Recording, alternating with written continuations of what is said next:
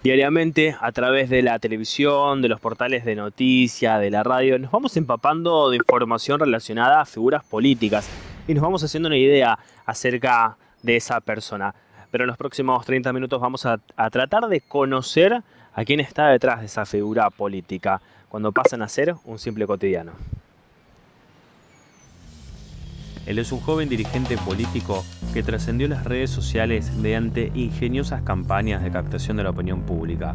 Supo hacer de su nombre y en esta elección es precandidato a diputado provincial encabezando una de las listas. Hoy vamos a conocer a Iván Joker.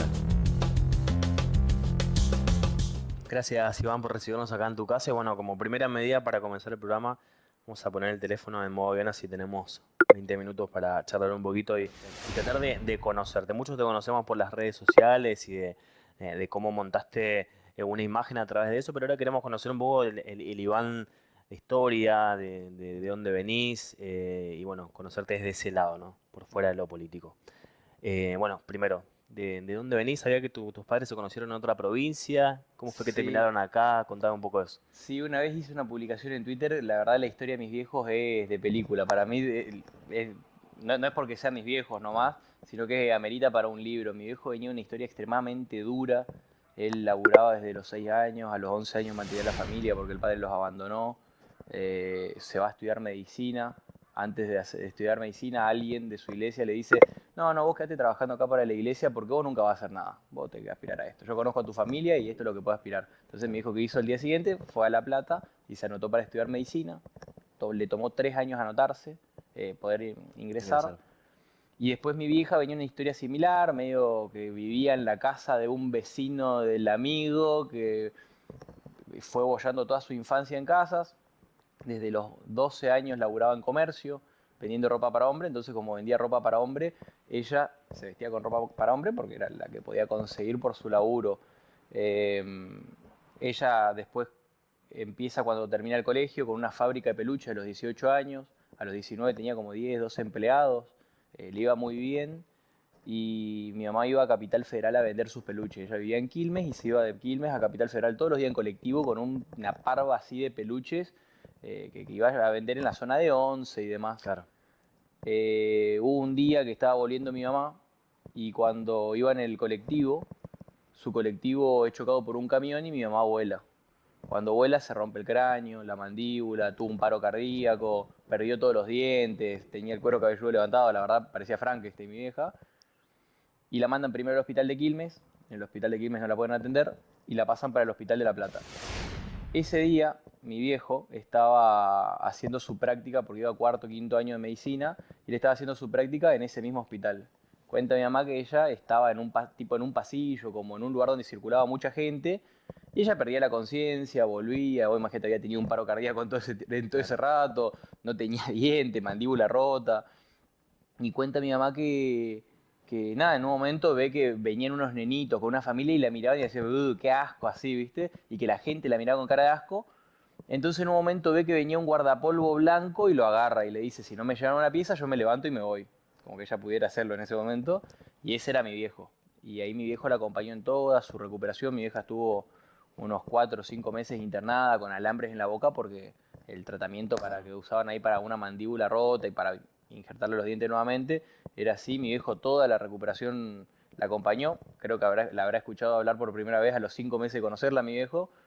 De hecho, incluso cuando a mi vieja le hacen la cirugía para limpiarle a la semana del accidente, para limpiarle las heridas y demás, mi viejo fue en parte el que le sacaba los vidrios de la cabeza. Y después la acompañó toda la recuperación, se enamoraron y bueno, empezaron a salir y bueno, el resto de historia. Tuvieron a mi Claro. hermana. ¿Cómo terminan en el Chaco? ¿Cómo terminamos? Porque mi viejo tenía, por su infancia, por su vida, mucha vocación de servicio. Él como médico quería ir a los lugares más necesitados del mundo. Ellos son muy cristianos, mi familia es muy cristiana. Y él tenía esa necesidad de servicio, esa necesidad de ayudar como a él le hubiera gustado que lo Claro. ayuden en su momento, en su infancia. Entonces querían ir a lugares muy necesitados. Mi viejo, de hecho, estaba viendo África como destino. Y mi vieja no negoció por ningún motivo. Ella decía que quería quedarse en Argentina por una cuestión de desarraigo. Y justo surge que la iglesia adventista tenía el sanatorio adventista en Sáenz Peña, que queda en la Rotonda. Y ellos son adventistas. Y le ofrecen a mi viejo ir como médico cardiólogo al sanatorio adventista. Y mi viejo decía, un lugar con alta necesidad, que tenemos una buena oportunidad para hacer esta obra de Dios. Lo entendía mi viejo. Y bueno, y así terminamos en Sáenz Peña. Una locura. Claro. ¿Y cómo fue tu infancia en Sáenz Peña? Hermosa. Vivíamos en un barrio donde yo podía salir a jugar todos los días sin ningún riesgo, donde yo salía a andar en bicicleta. Religiosamente todas las siestas jugábamos al fútbol en la cancha del barrio. Eh, Hermosa. No podría quejarme de mi infancia. Mis viejos ayudaron mucho, porque a pesar de que por muchas épocas nosotros teníamos muchas necesidades, porque, no sé, mi viejo tenía un sueldo bajo porque la modalidad que tenían ahí les pagaban poco, que después en la crisis 2001 como por 6, 7, 8 meses a mi viejo no le pagaron. A pesar de todo eso, mis viejos nunca nos transmitieron eso. Siempre fueron muy cuidadosos en eso. Yo a mis viejos nunca los escuché pelear. Realmente fue una infancia muy cuidada de parte de mis viejos, soy un privilegiado. Bien. ¿Cómo surge ese deseo o esa necesidad también de entrar en este mundo de la política? O ya sos candidato, ya fuiste candidato en las elecciones anteriores. ¿Cómo fue ese comienzo? Porque no sos una persona que venga por ahí de una familia Para nada. militante, por eso. Para nada. ¿Cómo fue? De hecho, yo cuando arranco por el principio, eh, mi viejo hacía consultas gratis en el interior del Chaco. Viajaba y atendía gente, él como médico cardiólogo, sin cobrarles, y hacíamos algunos estudios. Él tenía un ecodoppler portátil y lo que hacía yo lo acompañaba desde chico y yo hacía los electrocardiogramas. Yo le conectaba los chupetitos Sí. y le hacía el electrocardiograma. Y me pasaba que desde chico yo entendía que yo, si bien vivía en Sáenz Peña, no vivía por ahí en Nueva York, vivía en Sáenz Peña, pero íbamos a lugares donde yo veía que toda la gente vivía en casas mucho más precarias, que no tenían material en el piso, que tenían que ponerle pasto al techo de la casa para que esté más fresco. Y empezaba a ver que, no sé, íbamos y yo no entendía un montón de cosas todavía por ser chico, pero entendía que yo nunca había visto a alguien en mi entorno con, no sé, Chagas, Claro. y que íbamos y había una familia de 5 y 4 tenían Chagas. Y eso fue algo que a mí desde chico me marcó, que yo le preguntaba a mi viejo, pero ¿por qué no? Y yo, capaz por el entorno de mi viejo, que hablaba mucho de casos que veía y demás, nunca veía, o era aislado los casos que yo veía de alguien con Chagas. Y cuando viajábamos tenía una familia de 5, 4 y pibes de mi edad tenían Chagas. O sea, que yo tenía 12, 13, 14, 15 y ese pibe ya tenía que empezar un tratamiento para tener una vida normal, que no tenga problemas. Entonces empecé a entender que habían problemas estructurales y yo quería ser médico. Mi vocación era ser médico como mi viejo. Claro. Mi vieja también toda su vida la dedicó al servicio y entonces yo quería hacer eso mismo porque la forma que yo entendía de ayudar gente era a través de un consultorio y empecé a entender que capaz solucionando esos problemas estructurales que yo encontraba, que veía, se podía ayudar a mucha más gente capaz de lo que yo podía hacer en un consultorio. Y de ahí vino la decisión de decir, bueno, voy a hacer algo vinculado a la política. Capaz fui muy ingenuo, ¿no? Capaz es más difícil al final de cuentas, pero a través de la política poder resolver estos problemas estructurales y poder dar soluciones en más gran medida. Claro. Respondí a eso, pero Claro. no, mi familia es cero política. Claro, ¿y cómo tomaron ellos cuando empezaste en este mundo? No, muy bien, siempre me apoyaron desde donde podían, siempre me apoyaron en todo. Mis viejos, por ejemplo, cuando yo quería estudiar Relaciones Internacionales, que fue la carrera que estudié, me dijeron, está bien, no tenemos idea ni de qué se trata tu carrera, yo tampoco la tenía. Claro.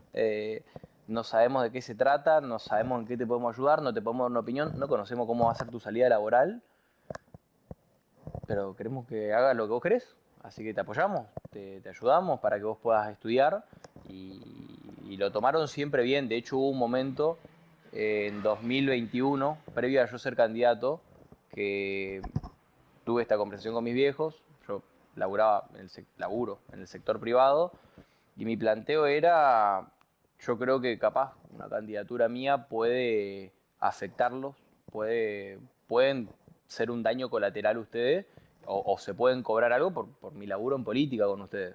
Y yo no quiero que lo afecte. Entonces, yo lo más probable es que decida no y voy a dedicarme a lo que hago.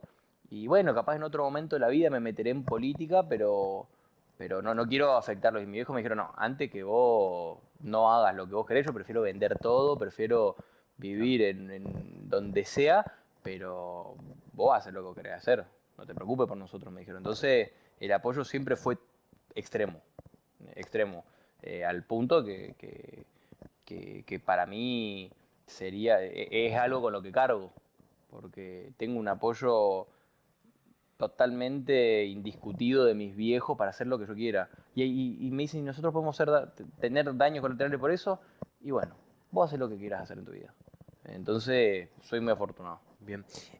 ¿Cuál fue el momento, si recordás, que te hiciste viral solo? Porque empezaste también mucho con las redes sociales y seguramente hubo algún momento en el que empezó a tener un rebote que por ahí te habrá sorprendido, ¿no? Y bueno, ahí comenzó. Sí, yo era en Twitter alguien como cualquiera que, como ponerle con 17, 18, 19, 20 años, tuitea las cosas que le pasa.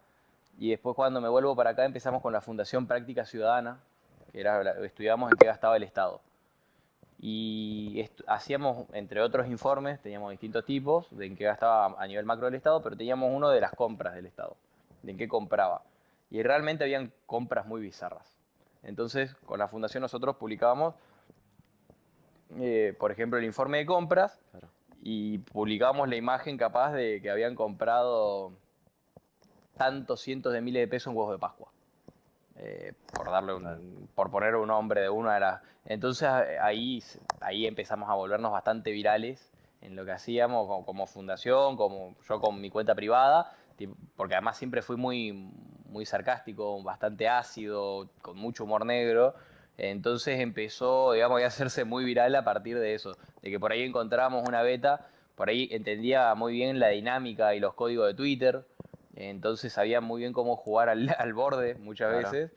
Entonces sí fue por las compras del Estado. Básicamente, gracias a Domingo Pepo y los gastos irrisorios que tenían en su campaña, me hice muy viral en ese momento. ¿Y de dónde? O sea, bueno, evidentemente sos vos, pero debes también tener un equipo porque hay cosas que tienen que ver con el marketing que has utilizado, que no lo ha utilizado nadie todavía acá en la provincia, de sentarte en la peatonal con una mesa, decir, justo lo que sea con cualquiera, tiene mucho rebote, después lo de el dipusaurio, bueno, diversos elementos que tiene de tu corta carrera política que son interesantes verlo desde una cuestión de marketing, ¿no? Sí, ¿Cómo sí. surgen esas cosas? Bueno, yo me dedicaba a la cuestión de comunicación política, entre que tenía las herramientas por ahí de la comunicación política y una cabeza que muy poco estructurada en algunas Claro. cosas, o sea, no tenía ciertas estructuras de la política en mí. Y también creo que lo mejor que tengo, el mayor valor que tengo es la gente de la que me rodeo. Entonces tuve muchísima suerte de haberme rodeado con un grupo de gente que vibramos en la misma sintonía, que manejamos códigos similares, que somos todos unos delirantes y entonces nos permitimos mucho jugar con los límites. Como también nosotros no teníamos una estructura partidaria y demás, Claro. hay cosas que nosotros por ahí haciendo comunicación política en un servicio que nosotros dábamos a otros y se te podían ocurrir, pero no lo iban a aceptar nunca en la vida y vos casi que como que ibas haciendo un haz de ideas marginadas, digamos, que vos decías, no, esto es imposible. Claro. Pero yo decía, yo lo haría. Y sí, esto también lo haría. Y entonces empezamos un reciclado de cosas que nosotros fuimos teniendo en nuestra cabeza de yo lo haría esto, aunque él no lo haría. ¿Cuál fue lo más loco así que pensaron para hacerlo y que no lo llegaste a hacer? Uf, no, tuvimos muchas que capaz excedían el límite, muchos límites, porque también nosotros, una de nuestras consignas era si es tibio no lo hago. Claro. O si lo haría tal, o sea, medio que había una vara que nosotros teníamos, que poníamos un par de nombres muy tradicionales en la política, decíamos, esto lo haría este, sí, bueno, perfecto, no lo hacemos. Esto lo haría él, perfecto, no lo hacemos. Entonces teníamos varias. Pero vos pensás, algo que nosotros nos animamos a hacerlo, sin ponernos colorado, era el exorcismo de obras fantasma y yo vestirme de cura para exorcizar obras que nunca se hicieron. Claro. Imagínate de ahí en adelante qué nos queda, qué límites quedaban que no habíamos abordado. ¿Qué fue por ahí lo más complicado que pasaste en este mundo? Porque, bueno, hacías muchas denuncias, eso tiene muchos intereses y por ahí hay mucha gente que se puede llegar a molestar por eso, ¿no? ¿Qué fue por ahí lo más complicado que viviste, de que fue Hubieron cosas, como un muchas cosas. efecto colateral de... Hubieron muchas cosas muy feas, de que yo estaba en pareja y de golpe había un auto que estaba siempre afuera de la casa de mi pareja y de mi expareja, le sacaba fotos, la seguían a todos lados. Eso fue algo muy feo porque además hay costos que yo internalizo que los voy a ligar, Claro. pero por ahí alguien que no tiene nada que ver con eso, por solamente ser la pareja de uno, eso fue algo muy, muy feo cuando la seguían a mi expareja. Ella había radicado la denuncia, si no recuerdo mal. Tengo los datos del auto, a quién pertenece, en dónde laburan. Claro. Si bien la gente que estaba en ese auto no era la dueña del auto, pero de dónde puede venir sí tengo más que en claro. Y después hubo otra cosa que cuando yo hacía consultoría, por los informes que nosotros sacábamos desde nuestra fundación, en un momento empezamos a recibir operaciones políticas, llamado de gente presionando para que nos echen. Y a esa gente no le importaba si vos tenías para pagar tu alquiler o no, si vos tenías para seguir haciendo tu servicio, que éramos extremadamente profesionales, muy bueno lo que hacíamos, pero de golpe empezar a recibir operaciones y vos tenés 20 cortos años y de golpe ves como un tipo de un plumazo así empieza a desmoronar todo tu trabajo, eso fue feo. Eso, de hecho, en parte, realmente a esa gente que se dedicaba a hacer esas operaciones yo le debo haberme metido en política. Me metí por eso.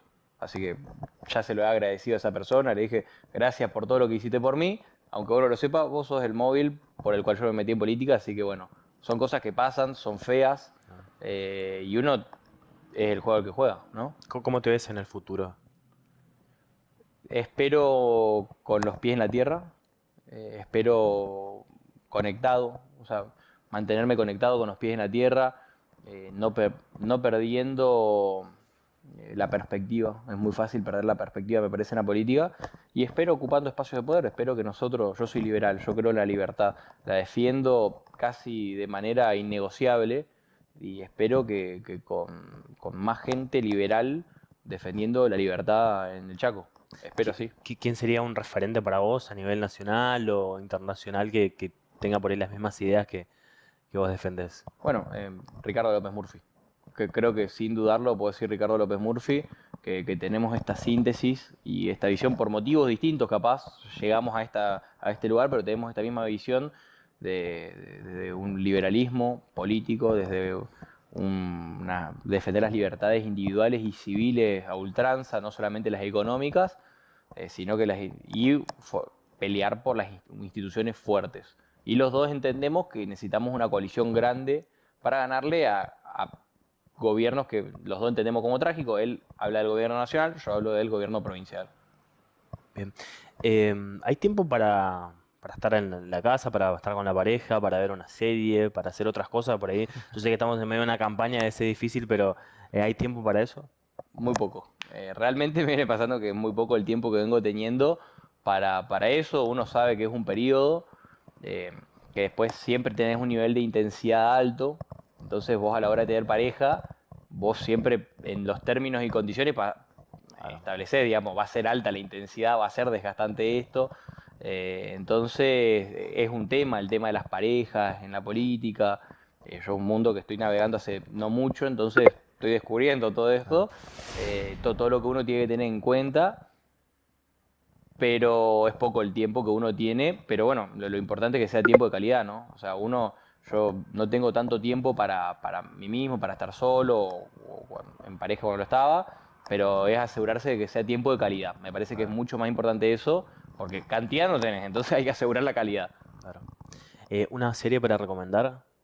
Bueno, ahora mi preferida probablemente debe ser En el mundo House of Cards, pero también me gusta mucho una que estoy viendo ¿Y ahora. viste si me decís una serie de Estados Unidos de política? ¿Viste? ¿Hay similitudes con lo que pasa en esa serie? Bueno, con lo que pasa acá? deja la vara un poco alta porque uno imagina unos cerebros que atan todo en la política atrás cuando ve esa serie. No es tan así. No es tan así, pero muestra mucho de de a qué incentivos funciona la política. Claro. ¿Cuáles son los incentivos? Incentivos no económicos, sino los del poder, cómo funcionan esos incentivos del poder. Es muy minuciosa en eso cuando uno sabe leer esa línea y es en ese sentido de las mezquindades del poder, de lo que pasa en el poder, sí, es muy realista. Por ahí de esa cuestión macro, una mente que ata un montón de cosas de acá a 6 meses incluso, Claro. no funciona así. ¿Cómo ves la provincia en este momento que estás recorriendo? ¿Cómo ves la gente que te dice, te conocen, te reconocen de las redes o no? Imagino también que son como públicos diferentes, ¿no? Completamente me sorprendió en un montón de lugares la cantidad de gente que me reconocía, que sabía cosas que veníamos haciendo. La verdad fue algo muy sorprendente para mí. La provincia la noto destrozada. La provincia en esto de todo. Yo vengo haciendo hace mucho tiempo un laburo recorriendo la provincia, lo hice de chico acompañando a mi viejo. Está destrozada y hay un montón de gente indignada. A mí me pasó el otro día que vamos en La Tigre, íbamos a hablar junto a Leandro Esdero, vamos a hablar con una directora de colegio. Y la directora de colegio tenía una indignación con todo, y necesitaba que alguien le explique las cosas. Y venía y nos decía, pero ¿por qué no aprueban la ley de tal cosa? Y no sé, nos preguntamos lo mismo. ¿Por qué no aprueban esta otra cosa? Nos preguntamos lo mismo. Y en una pregunta, ¿por qué no se aprueba esto? Y Esdero le dice, yo presenté ese proyecto. Me pregunto lo mismo, ¿por qué no lo aprueban? Y todos están buscando a alguien que les explique por qué carajo estamos como estamos, por qué vivimos como vivimos, por qué hay cosas que parecen tan simples, tan lógicas, tan fáciles de resolver y no se resuelven. Y yo noto un montón de indignación, pero también dentro de esa indignación también encontré un montón de gente esperanzada, un montón de gente que no se rinde, a pesar de la indignación no se rinde, que a pesar de la indignación dice, bueno, ¿sabes qué? Yo creo igual que todavía podemos resolver esto. Estoy enojado, no dejo de estar enojado, te dice, pero creo que podemos hacer algo y no me vayas a fallar. Y medio que casi como una amenaza te lo dicen, no me vayas a fallar.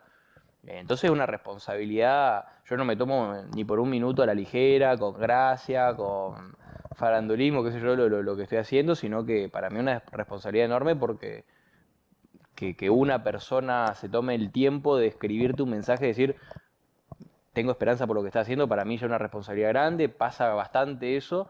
Entonces, para mí una responsabilidad grande y a esa gente que te agarra enojada con la vida, con la política, con todo lo que pasa y te dice, no me vayas a fallar, yo quiero trabajar para no fallarles.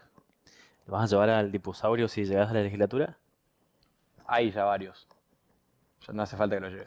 ¿Quién es el que estaba ahí atrás? ¿Te pusiste alguna vez en el traje del...? No, yo no me puse, teníamos, el problema es que el traje del Dipusaurio es muy caliente, entonces teníamos un equipo móvil porque la persona que lo usaba no podía usarlo más de 30 minutos porque era un charco de agua. Entonces eran varios.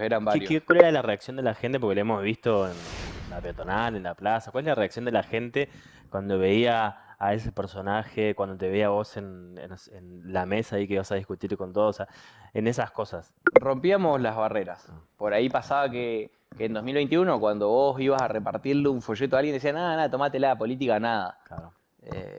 Pero en el momento, y no le importaba que yo no haya estado nunca en política, que yo tenía 25, 26 años, política cero, claro. Pero podía venir el Papa y le iban a decir, tomátela.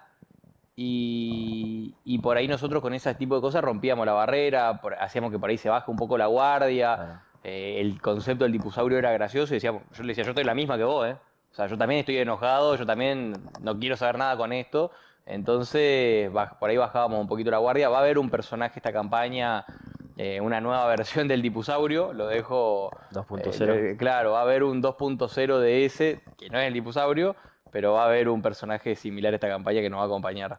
Me imagino yo que más de uno de algunas agencias grandes de publicidad en política te habrán envidiado ese marketing que tenían. Sí, creo que a partir de la campaña que habíamos tenido, muchas agencias decían, loco, dejá lo que estás haciendo y venís y ocupate toda la parte creativa. De hecho, nosotros seguimos después eventualmente trabajando en otros países, en campañas electorales, que por ahí, no acá en Argentina, pero sí desde la parte creativa, y pasaba que estaban todos locos, dejá lo que estás haciendo y vengan a trabajar a hacer eso mismo con nosotros. una cuestión de vocación, no me iría ni loco del Chaco. Yo estudié en otra provincia y me volví porque no podía estar sin estar haciendo algo para poder cambiar las cosas acá. No me voy a ir ahora que ya estoy en el baile para poder empezar a cambiar cosas, pero sí, pasó mucho eso. Pasa mucho.